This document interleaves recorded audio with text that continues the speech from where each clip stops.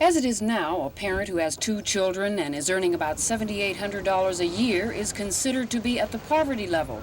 Many who are making less money than that, or no money at all, may be eligible for a myriad of federal programs, including food stamps, aid to dependent children or welfare, daycare services for their children, a school lunch program and a supplemental food service, Medicaid, and a medical checkup program which is covered by Medicaid. Not to mention CETA, the Head Start program, subsidized housing services, and a work incentive program. President Reagan may cut many of these programs, even though he says he doesn't want to hurt the truly needy. But Portsmouth Social Services says if Reagan cuts any of these programs, he will be hurting the needy. I would feel that the majority of the clients who receive assistance or services from social services are truly needy.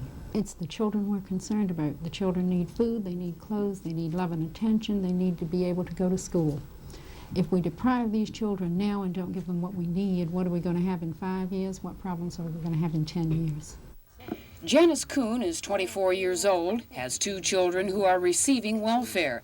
Mrs. Kuhn says she benefits from several of the government's programs and would be at a loss if, for instance, the food stamp program were cut, with food prices going up.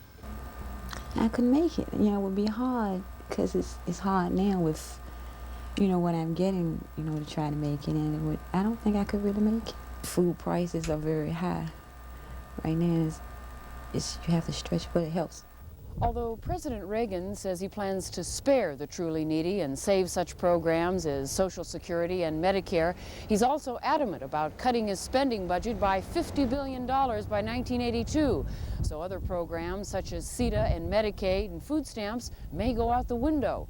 Penny Williams, Area 10 Eyewitness News, Portsmouth. The food stamp program will be restored to its original purpose. We will, however, save $1.8 billion in fiscal year 1982 by removing from eligibility those who are not in real need or who are abusing the program.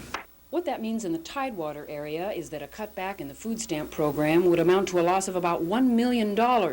Most people agree that if the program were cut back, the elderly would be affected the most. There are a lot of people that have to rely on them.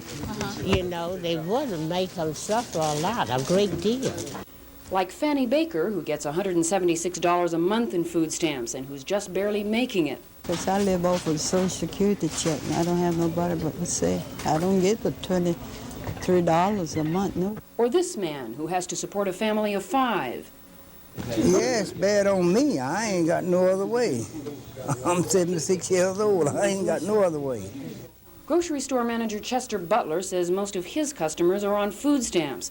If the program is cut back, he says, his business will suffer. But in this area, it is it's more of a poor class of people, and they are on welfare and stamps, and it will hurt them.